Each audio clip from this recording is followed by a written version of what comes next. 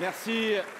Merci, Monsieur le Président. Monsieur le Premier ministre, depuis votre nomination, vous n'avez jamais cessé de faire preuve de courage et d'audace. Le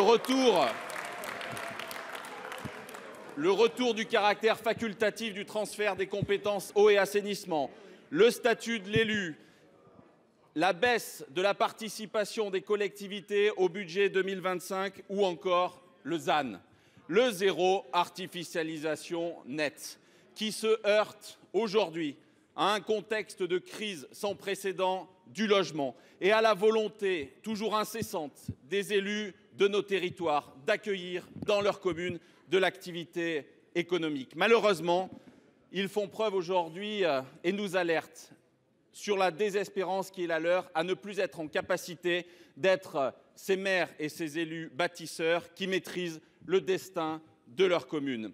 Prompt à trouver des solutions, le Sénat, avec un travail collégial, vient de déposer, grâce à nos collègues Jean-Baptiste Blanc et Ghislain Cambier, un texte dénommé Traces.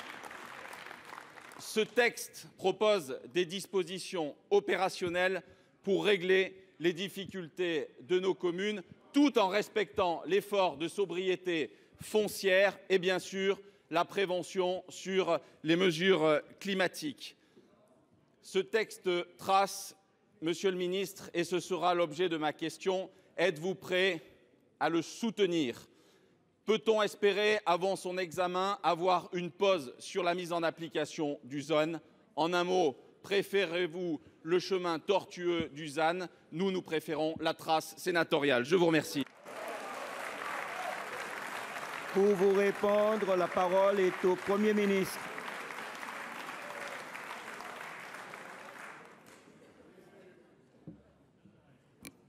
Alors, Monsieur le Président, Arnaud, Mesdames et Messieurs les sénateurs, Monsieur le Président, j'aime bien les mots de chemin, j'aime bien les mots de trace. Vous savez, dans mon pays de Savoie, on sait ce que c'est qu'une trace durable. Et on aime bien les chemins, même quand ils sont escarpés. Hein. Donc, je ne parle pas du travail du Premier ministre, hein, seulement. Dans le long parcours qui est le mien, le problème des cheveux blancs que j'ai été très longtemps président d'un département, j'ai été aussi ministre de l'Environnement et de la prévention des risques. Donc, Monsieur le Président, je veux d'abord vous dire que, et sans ambiguïté, nous ne renoncerons pas à l'objectif de sobriété foncière, ni de maîtriser les risques d'une excessive artificialisation des sols. Moi, je n'ai pas oublié les catastrophes auxquelles nous avons dû faire face. Il y en a eu un certain nombre dans les temps passés. Je ne parle pas seulement de ce qui s'est passé à Valence, dans un pays voisin et ami. N'ayons pas les mémoires courtes et donc prenons garde. Et c'est l'objectif du travail qu'on va faire, je le disais tout à l'heure, avec les maires, d'abord sur le terrain, parce qu'ils sont toujours en première ligne quand il y a une catastrophe, un risque, ou à faire face à des problèmes de cette nature. Donc je n'oublie pas ça, et j'ai appris aussi à cette période que ni les espaces naturels, ni les ressources naturelles ne sont gratuits, inépuisables. Donc on doit faire attention. Je sais que c'est, M. le Président Dano, votre état d'esprit aussi, vous l'avez montré dans votre région. Et en même temps, on constate que la législation, la réglementation enserre les maires dans un carcan et comme vous l'avez dit, ils ne peuvent plus exercer cette mission qui est aussi la leur d'être des maires bâtisseurs, hein, pour reprendre vos propres mots. Les infrastructures, des usines, des entreprises qui ne peuvent pas ou qui ne peuvent plus s'installer. Moi, je pense qu'il est possible de trouver un chemin, une trace, un chemin, entre ces deux objectifs qui ne sont pas contradictoires. Et nous allons nous y engager avec vous, avec l'Assemblée nationale et avec les élus locaux. Je veux à mon tour remercier sincèrement les sénateurs Blanc et Cambier de nous donner l'occasion, grâce au dépôt de leur proposition de loi, que nous allons soutenir.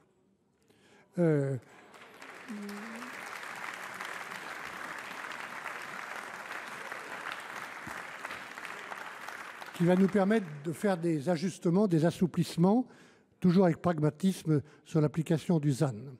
Dans ce travail, il faudra aussi nous assurer, Monsieur le Président Dano, que l'objectif reste effectif, comme je vous l'ai dit, mais nous devons aussi construire le ZAN en partant davantage de la réalité, des besoins et du dialogue de chaque territoire. En attendant, nous allons prendre, sous l'impulsion de Catherine Vautrin, plusieurs dispositions pour apporter des souplesses, avant même le vote de ce texte, qui doivent l'être et qui peuvent l'être. Nous allons inviter les préfets à se saisir de la circulaire dite des 20%, qui permet de donner des marges supplémentaires aux collectivités qui en ont besoin immédiatement. 2, nous allons modifier aussi les décrets pour que les jardins pavillonnaires ne soient plus considérés comme des surfaces artificialisées.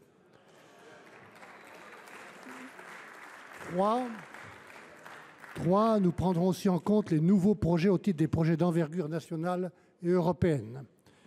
Et je veillerai à ce que les préfets soient informés de notre volonté de changer bientôt la loi pour que les décisions futures soient prises en bonne intelligence avec les maires et en préfigurant en quelque sorte qui sera dans la loi. Je me réserve aussi, Monsieur le Président Dano, la possibilité de prendre toutes les mesures réglementaires qui seront nécessaires à une application intelligente, ambitieuse et souple de cet objectif de protection de l'environnement. Et peut-être enfin, comme vous l'avez suggéré, ça sera la trace du Sénat, qu'on pourrait changer le nom. Ça serait symbolique, mais peut-être aussi le symbole d'un nouvel état d'esprit et d'une nouvelle confiance partagée sur ce double objectif de construire, d'aménager, mais aussi de faire attention à l'environnement. Merci. Président Darnaud.